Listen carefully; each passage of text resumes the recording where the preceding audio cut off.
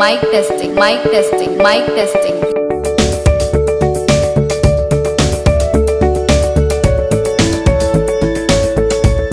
Hi hello வணக்கம், நான் உங்கள் பிரீத்தி.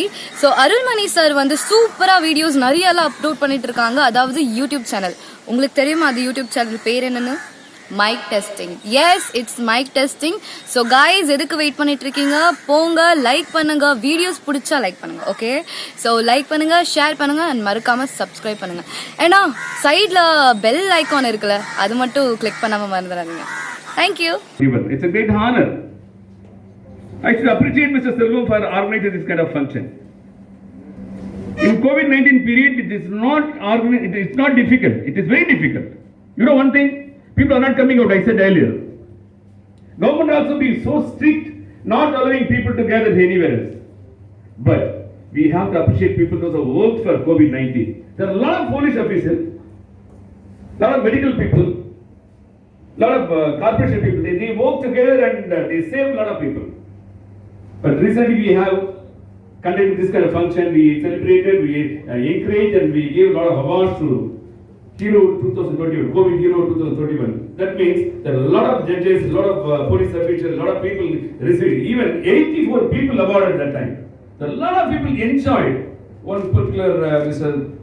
Sendil Kumar is in charge of Pural jail. He was saying, sir, we worked a lot. We did so many things. We worked in the COVID people in a very severe manner, but there is no encouragement from either government or anywhere else. But only this particular organization, Kaval and Cheidi organization, helping us, and they are saying proud about us, and they are giving award also. They say like that. You know why I am saying? Those who worked very seriously must be awarded. Those who work sincerely for the society must be appreciated properly. There's a lot of people are gathered over here, and even when I was talking about judge, people are saying, அவரே சமைச்சு அவரே கைதிரி கொடுத்தாருன்னு சொல்லும்போது ஒரு judge எப்படி பாராட்டாம இருக்க முடியும்? ஜட்ஜோட வேலை இல்லை இது. கை தட்ட மாட்டேங்கிறீங்க. மனிதனுக்குள்ள இருக்க மிகப்பெரிய ப்ராப்ளம் என்னன்னா, இன்னொருவரை புகழ்வதே கிடையாது. புகழ்வதும் போது அவருக்கு நம்ம கை தட்டணும். இந்த மனப்பான்மை முதல் ஒழிய வேண்டும். You should understand exactly one particular person works for the country, works for the society. Even the judge is work for the people who are inside the prison. அவரே சமைச்சிருக்காரு சொல்லுவார், அவரே சமைச்சவருக்கு போட்டிருக்காரு போது நாம் கை தட்ட வேண்டாமா? நம்ம அவருக்கு வெற்றிலை கொடுக்க வேண்டாம், அவர் உடனடியாக பதவியை கொடுக்க வேண்டாம், சுப்ரீம் கோர்ட் ஜட்ஜாக மாற்ற வேண்டாம், ஒரு கை தட்டல் கொடுக்கணும். நம்ம மனதில்லை. இதான் காரணம். சரி, மனிதனுக்குள்ளே இன்றைக்கு இந்த காவல் செய்தி செல்வங்களை மனதார பாராட்டுகிறேன். யாரெல்லாம் உழைத்திருக்கிறார்களோ, யாரெல்லாம் இந்த கோவிட்-19 உழைத்திருக்கிறார்களோ, அவர்களை ஹீரோ 2021 என்ற விருதை தருகிறார்கள் சொல்வது பாராட்ட வேண்டும். உலகத்திலேயே அடுத்தவரை எவன் புகழ்கிறானோ அவன் தான் வாழ்க்கையிலே மிக சிறந்தவராக இருக்க முடியும். அவரை சுற்றிதான் மனிதர்கள் பாராட்ட தயாராக இருக்கிறார்கள். அவரை வெறுப்பார்கள், வரவேற்பார்கள். நல்ல விதமாக 4 வார்த்தை பேசுகிறேன் என்று சொன்னால் போகிறவெல்லாம் செல்கிறவெல்லாம் உங்களுக்கு மாபெரும் சபையினில் நீ நடந்தால் உனக்கு மாலைகள் விழ வேண்டும். ஒரு மாற்று குறையாத மன்னர் என்று புகழ வேண்டும் சொல்கிறார்களே, உங்களை வரவேற்பார்கள். சில பேர் வராமல் வரும்போது வந்தோம்னா நல்லாவே இல்லைங்க, என்ன அந்த 2 சேர் தள்ளி கொடுக்குற நேரம் பார்ப்பதிலே எதை குறை காணாமல் எண்ணத்தோடு பார்ப்பார்கள். அப்படிப்பட்ட எல்லாரும் வெறுப்பார்கள். ஏன் சொல்கிறேன் சொன்னால், நல்ல மனது இருப்பவர்கள் மட்டும்தான் காட்ட முடியும். நீங்களாம் அழகா கைத்தறி சந்தோஷமா இருக்கு. நல்ல மனசுல தான் கைத்தட்ட முடியும், நல்ல இதயம் இருந்தாலும் கைத்தட்ட முடியும். ஒரு ஜட்ஜ் செஞ்சிருக்காரு சொல்ற போது மேலே எல்லாருமே பல வகையில, சுரேஷ் அவர்கள் எடுத்தாலும் சரி, நம்முடைய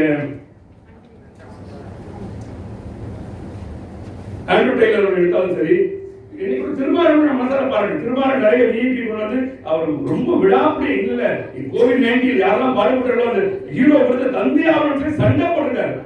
தமிழ் மாநில கை தட்டலாம், கை தட்டலாம். இவரும் செல்வம் பேசுகிறத பார்த்தேன். செல்வம் சொல்றாரு, இல்லங்க இப்ப வேண்டாம், இப்ப கோவிட்-19 ரொம்ப பிரச்சனையா இருக்கு, கூட்டம் சேர்க்க முடியாது, வேண்டாம். இல்ல சார், நீங்க கொடுத்தே ஆகணும் சார், நான் வார்த்தை கொடுத்துருக்கேன் சார். அந்த நல்லவரை பாராட்டக்கூடிய நிலைக்கு நான் வரணும் என்று சொல்லி இதுவரை ஒன்றாக இந்த நிகழ்ச்சி நடந்தாங்களே, பாராட்டணும். உண்மைங்க, எங்கேயும் இப்படிப்பட்ட விழாக்கள் இன்றைக்கு நடத்த முடியாது, கூட்டம் வருவதில்லை. இன்னைக்கு கூட பாத்தீங்கன்னா இன்னைக்கு நிறைய பேர் இருக்கீங்க, ஒரு 12 பேர் மாஸ்கே போடல, ஒரு 6 பேர் மாஸ்க் இறக்கி வச்சிருக்கீங்க. அது என்ன காரணம் தெரியல. நான் மாஸ்க் போட பேச முடியாது. நீ பேசுற, நீ மாஸ்க் போட்டு கேட்பாரு கேட்கக்கூடாது. நான் வேற வழியில பேசுறதுனால மாஸ்க் கட்டி வச்சிருக்கேன்.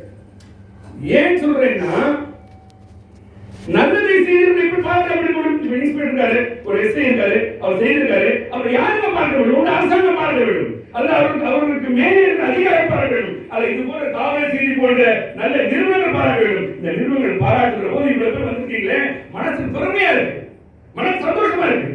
ஏன்? நல்லதை செய்திருக்கிறார்கள். நல்ல ஒரு விஷயம் இன்னைக்கு விருது கூட சில பேர் கொடுக்குறாங்க. அனௌன்ஸ் பண்ணாங்க, யாரெல்லாம் விருது பெறும் தகுதி படைத்தவர்களாக இருக்கிறார்களோ அவரை தேடி தேடி ஜல்லடை போட்டு அவரை கொண்டு வந்து அரங்கத்தில் கொண்டு வந்து விருதை தருகிறார்கள் சொன்னால் இதை விட பெருமை என்ன இருக்க முடியும்? இந்த உலகத்தில் பாராட்டுக்காக கிடைச்சவங்க ஆள் கிடையாது. நல்ல செய்திருக்காரு சொன்னால் பாராட்டு கிடையாது. ஒரு ஆள் சொன்னோம், ஏங்க நீங்க ஒரு நல்ல வேலை செஞ்சிருக்காங்க, ஒரு ஆள் செய்வார் நல்ல வேலை, என்னடா வேலை செய்யறது திட்டுவான். சில பேர் தான் பாராட்டுவாங்க. அப்போ ஒரு ஆள் சொல்ற, ஏங்க நல்ல செஞ்சிருக்காரு பாராட்டக்கூடாதுன்னா, சார் எங்க வைக்கணுமா வைக்கணும் சார், ரெண்டு கொழுப்பு அதிகமாயிடும். ரெண்டு வார்த்தை கூட பாராட்டா கொழுப்பு அதிகமாயிடுமா? அதனால முதலாளி பாராட்டு இல்ல. அது என்னன்னா மனசு தான். இன்றைக்கு கோவிலை பொறுத்த வரைக்கும் இந்த போலீஸ் துறையில அதிகமா ஒரு துறை குறைச்சி நடத்தல, அதிகமாக உழைத்தவர்கள் கோவிட்-19 இந்த போலீஸ் காவல்துறை தான். அவர் ரோட்ல நிப்பாங்க, எல்லாரும் வீட்டுல இருப்பாங்க. பைக் எடுத்து மறைஞ்சு மறைஞ்சு அந்த போலீஸ் பக்கம் அப்படி ஓடிப்பாரு. அவங்க மற்ற பைக்கை விடுறாங்களா அவங்களும் கிளம்பி வருவாரு. அந்த போலீஸ் மத்தியானத்துல சாயந்தரம் நைட்ல ஒரு டீ கொடுக்க கூட பயந்துருந்தாங்க. அவர் டீ வாங்க அவங்க போல போய் நான் நினைப்பேன், சரி ஒரு பெரிய ஜட்ல வந்து எங்க இன்ஸ்டியூட்ல பெரிய ஜட்ல டீ போட்டு கொடுக்கலாம் போனா, அவங்க இந்த டீ வாங்க நம்ம கோவிட் வந்துட்டு அவங்க வாங்குறதில்லை. கொண்டு வர வேண்டும் கோவிட் இருக்கும், கொரோனா இருக்கும்.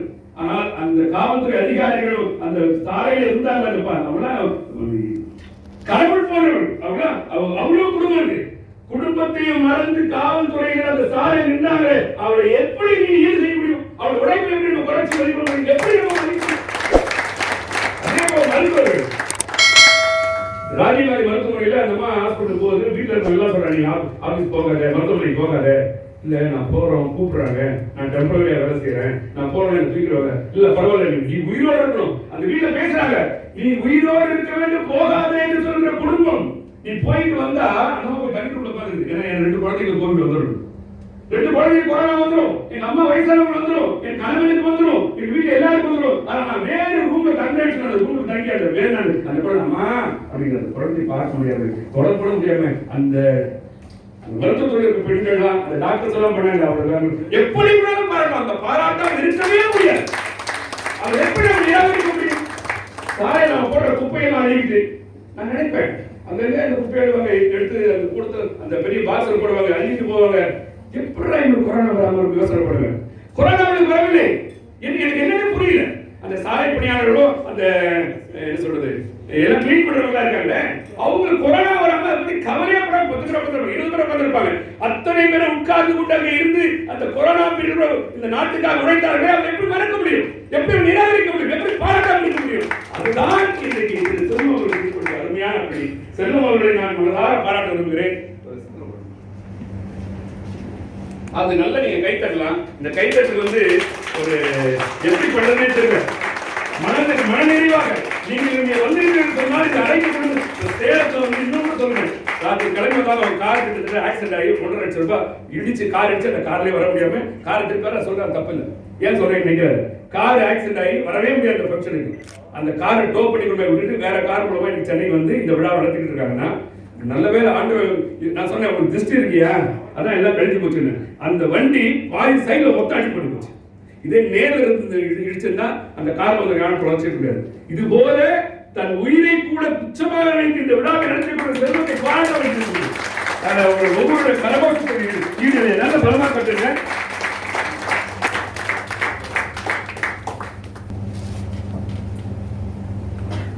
இதுல எனக்கு என்ன மகிழ்ச்சின்னா, நீங்க எல்லாம் ஒற்றுமையா ஒன்னா சேர்ந்து கை தட்டீங்களே, அதுதான் நீங்கள் இந்த ஹீரோக்கள் கொடுக்கிற மரியாதை. இப்ப நீங்க எல்லாமே ஹீரோ தான். இவ்வளோ கொரோனா பயத்திலே நீங்க வந்திருக்கீங்க, வீட்டை விட்டு கிளம்பி வந்து மாஸ்க் போட்டு வீட்டுல பிள்ளைங்க மனைவி எல்லாரையும் விட்டு வந்துட்டீங்களே, அதுதான் உண்மையிலேயே உங்களை பாராட்டக்கூடிய முக்கியமான விஷயம். அதற்காக நான் மனதார உங்களை பாராட்டுகிறேன். ஒட்டுமொத்தமாக இன்றைக்கு நிலையே மாறி போயிருக்கிறது. இந்த சமுதாயமே கொரோனாவுக்காக பயந்து போயிருக்கிறது. லட்சக்கணக்கான மக்கள் இன்னைக்கு அமெரிக்காவில் செத்து போயிருக்காங்க. இந்தியாவில் செகண்ட் வேவ் சொல்லக்கூடிய அளவுக்கு இரண்டாவது அலையாக இன்னைக்கு வந்து கொண்டிருக்கிறது. யாரை பார்த்தாலும் எங்க பார்த்தாலும் ஆனா ஒன்று மட்டும் புரிந்திருக்கு, மக்கள் மிக தெளிவாக இருக்கிறார்கள்.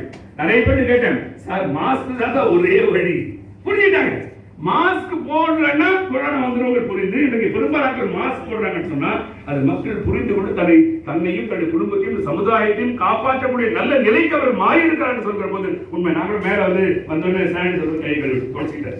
என்ன நடந்து தெரியாது. ஆனா இன்னைக்கு விவேக் வந்திருக்கிறார், நடிகர் விவேக். நான் அவரோட கூட நடித்திருக்கிறேன். நிறைய பேர் விவேக்கையும் அந்த கொரோனா சம்மந்தப்படுத்திட்டாங்க. விவேக்கு ஏற்கனவே ஹார்ட் அட்டாக் உண்டு. அவருடைய மனைவி டாக்டர் சொல்லியிருக்காங்க வேண்டாம் போவாதீங்கன்னு சொல்லியிருக்காங்க. இவர் மெடிக்கல் டிபார்ட்மெண்ட் கேட்கறாங்க, போயிருக்காரு, பண்ணியிருக்காரு. உடனே கொரோனாவில் வந்துருச்சு, அதனாலதான் கொரோனா அது போட்ட இன்ஜெக்ஷன் பாதிப்பு வந்துருச்சு உடனே தவறாக பேசுகிறார்கள்.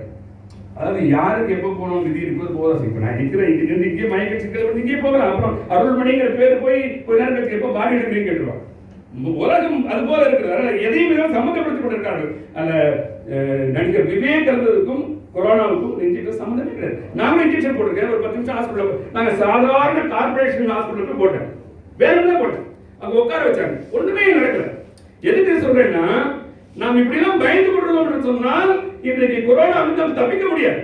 கொரோனாவை பார்த்து பயப்படாமல் எதை செய்ய வேண்டும் என்று அரசாங்கம் சொல்லுகிறோம், எதை செய்ய வேண்டும் மருத்துவம் சொல்கிறாரோ, எதை செய்ய வேண்டும் என்று வல்லுநர்கள் சொல்கிறோம். அது போல சானிடைசர், முகக்கவசம், டிஸ்டன்ஸ், இவ்வளவுதான். இது மூன்றை கடைபிடித்தாலே போதும் என்ற நிலை இருக்கிறது. ஆக இந்த நிலையெல்லாம் இருக்கிற சூழ்நிலையிலே இந்த கொரோனாவுக்காக எதிர்த்து மக்களுக்காக பாடுபட்டிருக்கிற இத்துணை வல்லுநர்களையும் இத்தனை சிறப்பாளர்கள் இவர்களெல்லாம் கோவிட்-19 ஹீரோ அவார்ட் பெறக்கூடியவர்கள் என்று சொன்னால் அவர்களை பாராட்டாமல் எப்படி இருக்க முடியும்? எனவே வந்திருக்கிற அனைவரையும் மனதார பாராட்டி கோவிட்-19 ஹீரோ அவார்ட் பெறக்கூடிய அவர்களையும் பாராட்டி இன்றைக்கு தனியாக விருது பெறக்கூடியவர்கள், டாக்டரேட் விருது பெறக்கூடிய அனைவரையும் மனதார பாராட்டி புரட்சி கீதமே, புதுமை ராகமே, எழுச்சி நியாயமே, எதிர்கால பயணமே தொடர்வோம் தொண்டாற்றுவோம் சொல்லி வாய்ப்பு நன்றி பாராட்டி விடைபெறுகிறேன். நன்றி. Mic testing.